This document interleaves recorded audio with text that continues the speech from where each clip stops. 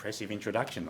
I'm glad I wrote it. All right, yeah, sorry. As Sarah said, I'm Craig Savage. Good afternoon or good evening, all. In the context of this discussion, I'm either the head of network resilience at CitiPower, Powercor and UE, or I'm representing E&A. So I'm on a bit of a tight bounds of what I can talk about today because I'm actually not representing my own company. Unfortunately, the E&A representatives that I think were invited for the keynote speakers weren't available today, so I'm stepping up, I think, or I didn't step backwards at the right time. So a little bit about E&A. It's the industry body representing gas and electricity networks. The work, I'm not sure whether I'm saying they or we do, maybe I'll go with we. The work we do is a range of issues for members and customers, including bushfire, in the context of this bushfire and climate response, as well as the kind of relevant topics for today. I'm feeling a little bit insignificant in the context of all the introduction stuff about I'm very narrow in focus compared to what I've heard so far. The diagram on the next slide kind of gives you an idea of the kind of companies and the depth and breadth. It's basically all electricity distribution businesses across Australia, or gas distribution businesses across Australia, and electricity transmission businesses across Australia, including, unfortunately, as you were reading through, about 4 companies I have worked for as well. So they supply, I think we supply about 16 million customers. So while a lot of you may be more focused on the impact of natural hazards on the broader community, I'm really focused in this context about the impact on electricity assets from our members, representative members. Gas assets are pretty much all underground. Electricity transmission networks, apart from a couple of well-known examples, are pretty good under most natural hazard conditions. But given that over 90% of the electricity network across Australia is overhead and stuck on wooden poles, the impact of natural hazard events has an unduly large impact on those electricity networks. So the context of what I'm going to talk about a little bit today is probably based purely on electricity distribution assets. So E&A broad, I'm narrowing it even further. And there's been many events, I think, Andrew, you might have mentioned a couple that you've, in recent times, every one that you get excited about, I get excited about for a different reason. It's the impact on that infrastructure that really, I won't say gets me excited, you seem a bit too excited, I must say, in yours. But so there's a couple of things. One is that whenever you see stuff on the news, they might talk about people relocated, or there's a lot of good news stories, footage of events happening. That's also impacting the infrastructure supplying electricity to those customers, making it even worse for a lot. And further to that, as regulated monopolies, as all of those businesses on the previous page were, we submit proposals. I think it was mention of Treasury before for funding. Our version of Treasury is the Australian Energy Regulator. The Australian Energy Regulator, every 5 years we go back to for determining funding and services we provide across the industry. And as it currently stands, many down the eastern seaboard are in that process for the moment. And network resilience to natural hazards is a relatively new topic of debate and discussion at that level. So this is the first real cycle, that 5-year cycle, where, because of what's happened in the last 4 or 5 years, where resilience to natural hazards has become quite a topic of conversation for funding from our financial regulator in the AER.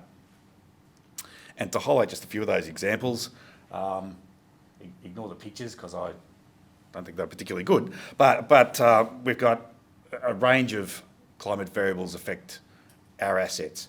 I've got, in no particular order, 200,000 homes and businesses lost supply in January 2019 in Victoria from heat waves that stressed the networks, and people were advised to reduce their power usage because of the impact that the additional demand had on those assets.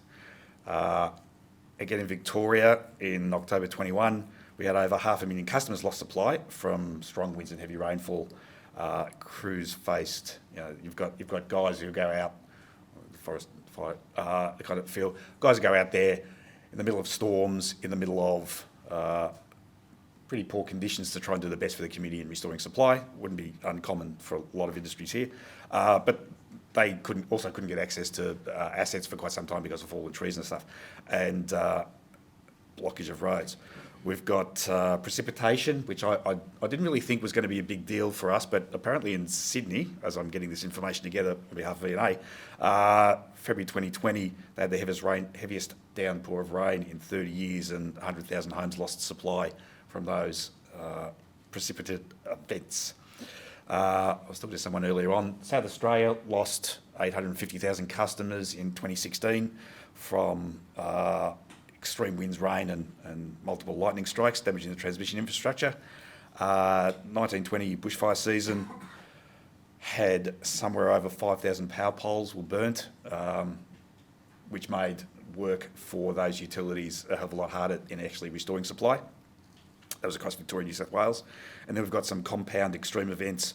The most recent one I've got notes on relate back to southeast New South Wales in 2020, where we had bushfires followed by torrential rain, where we had 40,000 customers lose supply, over 2,000 poles washed away, and 2,000 cross arms on top of the pole damaged as well. And in some cases, power took up to 49 days to be restored, a month and a half. So you can understand why, as an industry, we're getting a bit more excited about hazard research and a focus generally on investment in it. I've read through distribution businesses' submissions in New South Wales and Queensland and Tassie. All customers, all of our customers anyway, and I'm sure your customers as well, want us to focus on it. In the current regulatory environment we operate in, anything beyond a certain level of investment for reliability to keep the lights on, large events are excluded from that scenario because they don't want us to gold plate the network. But customers couldn't give a toss about whether that's really the case or not. They want the lights to stay on, and being off supply for 49 days is clearly not good enough. And I think this is E&A's story. With the electrification of at least this state, if not others, network resilience becomes more critical, given that we're going to be having things like electric vehicles and other things in the not too distant future. People are going to be relying on electricity for not just keeping the lights on, but for a heap of other stuff as well. On the left-hand side there, I've just got a couple of examples of work, and I think, Sarah, you have told me that your team have been heavily involved in the background of some of this work. So a couple of years ago now, E&A put together a guide to climate change and its likely effects.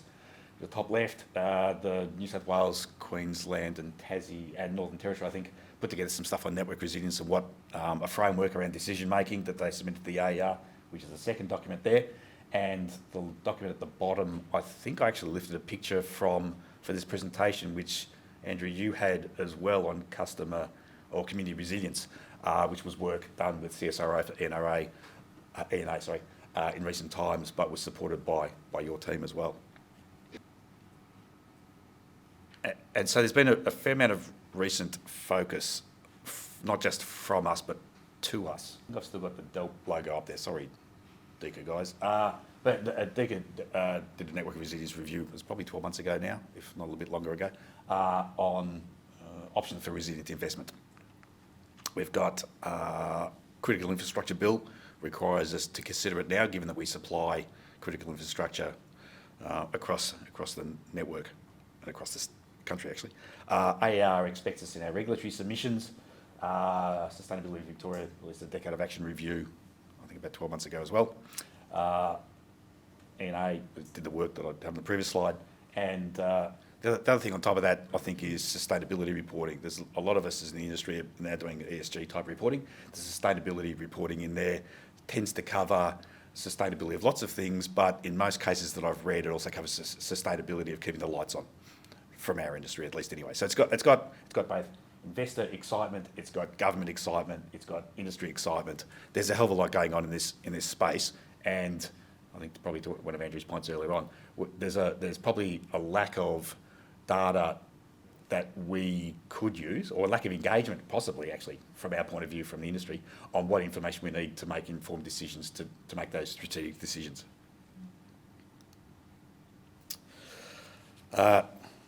So what are we doing about it? Andrew, I think you mentioned previously about the two preceding and current arrangements of structure. So for both me personally and for the industry in general, I've spoken to a couple of people today about Project Ignis was one that came out of some work that I was personally involved in with the Powerline Bushfire Safety Task Force after the Black Saturday bushfires. What are we talking, 15 years ago now? 14, 15 years ago now, which has been, for us, used almost daily in the Powercor network, which covers the western half of Victoria, for decision making on the types of assets to be used in certain areas, taking into consideration the bushfire risk associated with those assets starting fires. That was, I think it started off in Victoria and has become an industry position for our industry across Australia.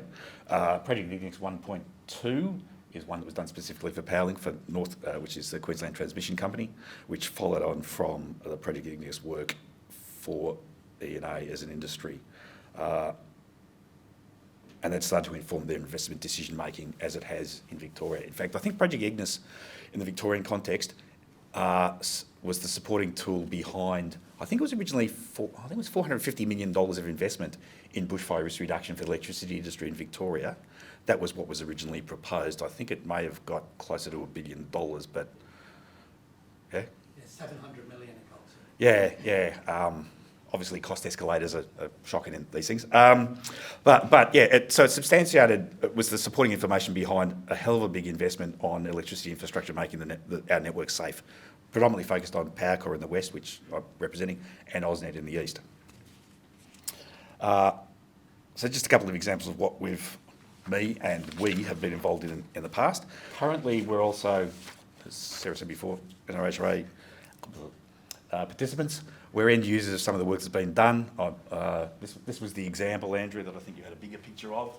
We're trying to use this at the moment, after a natural disaster occurs, to try and take a little bit of the community resilience into effect when we're responding to, let's say, a storm activity. I'll make a fictitious example. If we know that there's an area, everything else being equal, there's an area that's more likely to have less resilient customers than others, we're trying to work out how to use that information to operationalise it into restoring supply faster for those customers than others. Yeah, I think that came out of the CSIRO report that I had previously that had been done for E&A as well. And just to put a bit of a frame around it, and that might not be as easy to read as I'd hoped, one of the E&A documents that I had up on the screen before tried to pull together which weather variables affected which types of assets and therefore what we cared about most. I've just been involved with putting together our network resilience plan for CitiPower, Powercor and UE. We started with, I think, 15 weather variables to look at, and what we're funding at the moment now is investment in 2 weather variables that are the most critical for us at the moment, which is bushfire resilience and flood resilience. But it doesn't mean that resilience to heat and some of the other variables as longer term issues won't be on the agenda, but the immediate ones are bushfire resilience and flood. Luckily, we don't have a problem in this area for cyclones, but I'm sure Andrew will tell me that it was forecasting before. Sorry, we're going to have cyclones in Mildura by the 2050 or something. But that, you know, to the context of which variables we care about most, sea level rise is not front of mind. Solar flares isn't front of mind. Not necessarily that's one that you might be excited about. But you know, trying to pare it down to something that's achievable and something that's worthy of looking at. For us, it's bushfires and floods. In Queensland, it's probably not bushfires and floods. So as an industry position, it's all to some extent, depending on which part of the states we're looking at.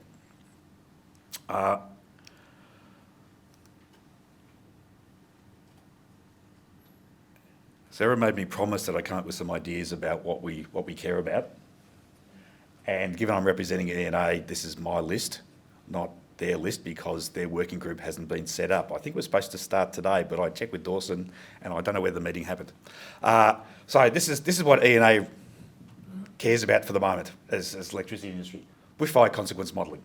Now, a lot of the work that's been done for the various industries, for the various utilities within our industry, have cared more about, if my assets start a fire, where does it go and where do I minimise the fire consequence? from a resilience point of view, I care more about where does all the other fires that started from all other causes, where do they go, and where are my assets that could be in those fire planes to make them more resilient, whether it be undergrounding assets or relocating assets. I'm trying to do it back the other way. So it's a similar modelling, but different to the extent about what assets of ours are going to burn. I would have thought that was common across lots of areas. Also doing a little bit of work on, for those bushfires, how are assets going to go during bushfires? Fortunately or unfortunately, depending how you look at it, not a lot of assets, electricity assets, burn during bushfires. There might be brilliant jobs being done by various fire authorities, but we don't have a lot of experience with that. So a bunch of work in the current assets we have, what's their fire resistance, would be great. There's also some stuff on climate resilience. We're struggling with the AER as our funder nationally about the right path and the way to determine climate resilience needs for escalation in the future. WALDO is an acronym for widespread and long duration outages. Our, again, economic regulator doesn't have a way to quantify the benefits for those outages as far as community benefits are concerned, and therefore more of a community look would be good. Flood modelling and storm modelling are also two areas where I think we're lacking at the moment. Not so much real time, but longer plan. You know, the asset that was built today is going to be out there for another 60 years. Will it be still viable in 60 years' time or not? And the customer vulnerability, which I put up there earlier on, a consistent approach to looking at customer vulnerability to certain variables. So I think in summing up, there's heaps of opportunities for us across across our sectors to better collaborate and utilise data and the insights from research to improve our network's resilience. And I look forward to exploring further once that working group gets up with ENA so they can actually tell us what their priorities are. Thanks.